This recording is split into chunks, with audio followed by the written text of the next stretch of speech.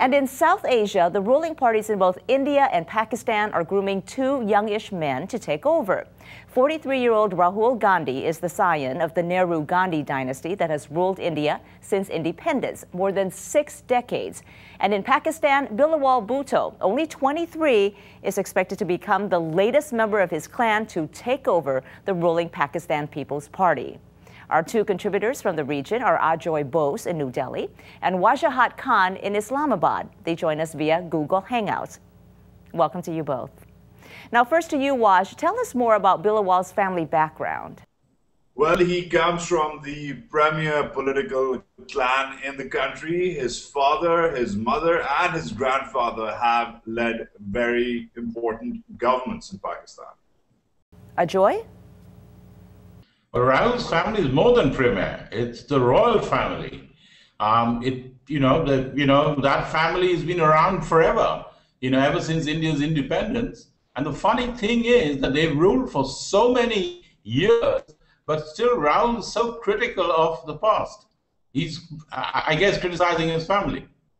Something I was thinking about, both these guys have seen their closest relatives killed while in office. What happened, Waj? Bilawal's mother, Benazir Bhutto, was assassinated around earlier in this term, which his father is currently enjoying. His grandfather was hanged after a military coup in the 70s, and his uncles were shot in the 80s and 90s and poisoned mysteriously. Well, I mean, they are a family which is really jinxed because Rahul's grandmother, the famous Indira Gandhi, she got shot by her own security guards, and that was really led to tremendous violence. And then, of course, we had his father, Rajiv Gandhi, who succeeded his grandmother, and he was killed by a suicide bomber. So, I mean, they really had a rough time. And in a democracy like India, where you don't get political assassinations normally, somehow the Gandhi family has been singled out. They've been front row observers to all that tragedy. Why do they think they can succeed in running their nations? Well, because he thinks he's destined to, and so does his party. Now, technically, he's too young to run for office, but according to his party peers, he's not too young to head the biggest and perhaps most important political party in the land. And because he's young, they also think that he will be able to pull in and rope in the majority of Pakistani voters who happen to be under 25. But they say that he's not really connected with his own countrymen. The Congress party may have been the party which led India to freedom, but for the past many decades, it's been the Gandhi family party. And so therefore only a Gandhi can take over. So as the eldest son, he's there. He has to take over. Unfortunately, he's still called a young leader in his 40s now.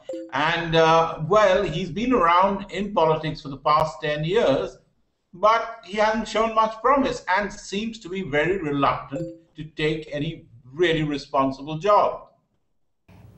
What does it tell us about politics in India and Pakistan that there's this dynastic tradition? My perspective is that South Asia has a particular history of revering dynasties, and this comes from before the British times, back to prehistoric times. We like heroes, we like icons, and what you're seeing is currently with the Bhuttos and the Gandhis is the modern contemporary manifestation of the cult of personality. I think the real point in India, we're seeing a slight difference now. Somehow the Gandhi family mystique is not working anymore. I think they're getting less and less effective, and the poor people have got, because probably of education, but certainly because of political empowerment, have really, no longer are sort of overwhelmed by the same dynastic thing which Wajahat is talking about. And I think that in India, you do get many smaller leaders who are casting their own spell. Of course, they have their own personality cults, but they are smaller personality cults, and it's not a national personality cult. And this is a very interesting phenomenon which could play out in India. Very insightful. Thanks to both of you. Ajoy Bose is an Indian political reporter, and Wajahat Khan is a TV reporter and host in Pakistan.